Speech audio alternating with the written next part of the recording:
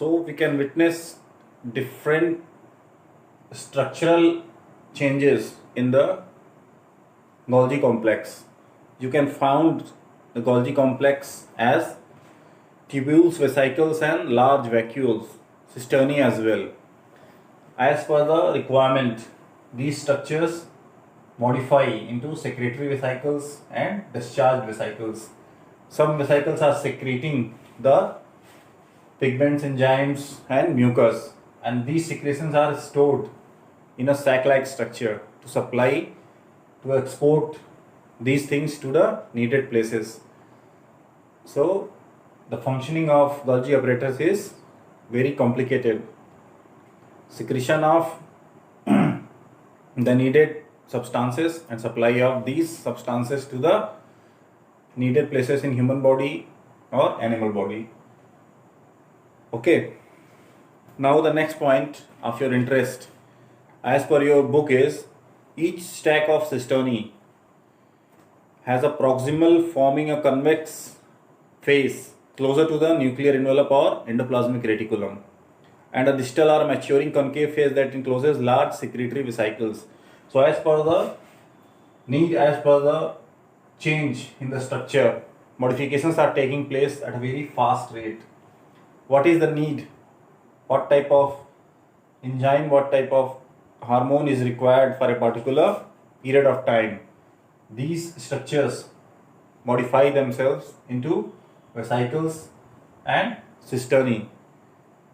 Okay, as we have witnessed that the cells are common in origin, but as per the requirement, as per the functions, as per the requirement of the body, they are modified into different forms. As lung cells are there, nerve cells are there, blood cells are there. In the same way, these structures of the Golgi apparatus modify themselves as per the requirement of the body, because as we know that hormones and enzymes are not required in the same amount at every particular period of time. For some time, a specific hormone is required as you are in some intense work, or you are involved in some physical activity. There is some emotional imbalance. There are some disease in your body. The requirement of enzymes, when you take food, enzymes are required at a faster rate. So as per this need, the Golgi apparatus identifies the situation and works as per the requirement of the body. Okay, so you can understand how developed, how sensitive and how important is the functioning of Golgi complex.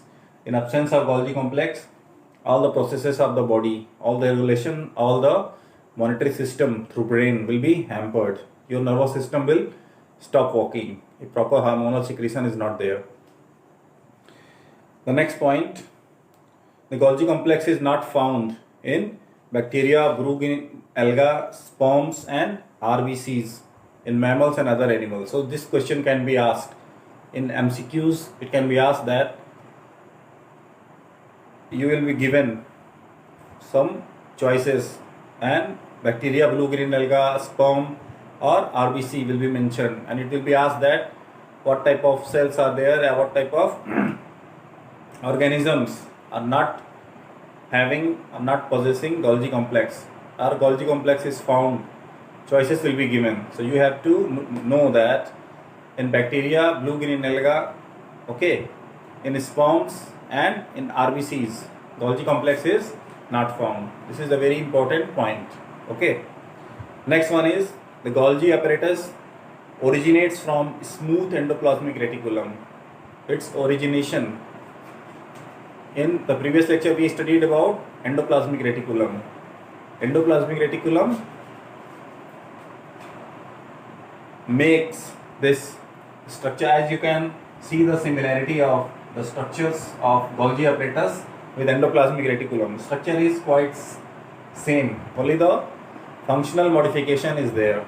Okay, so if anyone asks from where it originates, your answer will be endoplasmic reticulum, that is smooth. You can witness the difference between smooth and rough endoplasmic reticulum. Okay, so the smooth endoplasmic reticulum originates from rough endoplasmic reticulum. Okay, because when the proteins secreting small units that are stick to the endoplasmic reticulum, which are called ribosomes. If ribosome is not there, then the endoplasmic reticulum is called smooth, and these Golgi complex are also smooth because ribosome was not found on the surface of Golgi apparatus. Okay, so you can easily understand this point that its origin is from smooth endoplasmic reticulum. So don't forget this. Okay, now we will move ahead. The functions.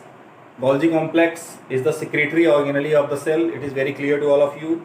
It transports the substances, pancreatic enzymes, mucus secretions of mammary glands, thyroxine, pigments inside and outside cell both, as it is mentioned that intercellular and intracellular both transport are done by Golgi apparatus. What is intercellular and what is intracellular? I think this difference is clear to all of you. All the requirements within the cell for this intracellular movement should be there within the cell, and if the movement is across the cell membrane to the other cells or to the medium outside the cell, that is called intercellular movement.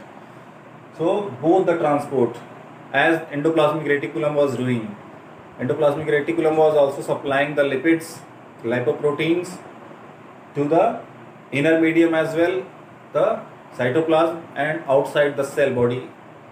Okay, the same manner Golgi apparatus is also maintaining the intercellular and intracellular movement of these enzymes, pigments, mucus and hormones as per the requirement. Secretion of milk from mammary gland is also done by this Golgi apparatus. Okay, so you can understand the relevance and importance of Golgi apparatus in human body.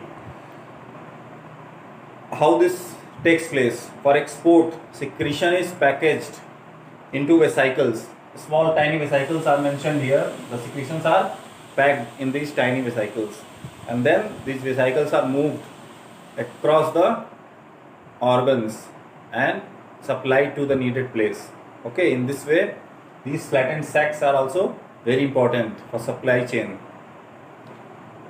And we have studied all the important phenomena, all the formulations: Golgi apparatus, endoplasmic reticulum, mitochondria, plasma membrane and cell wall.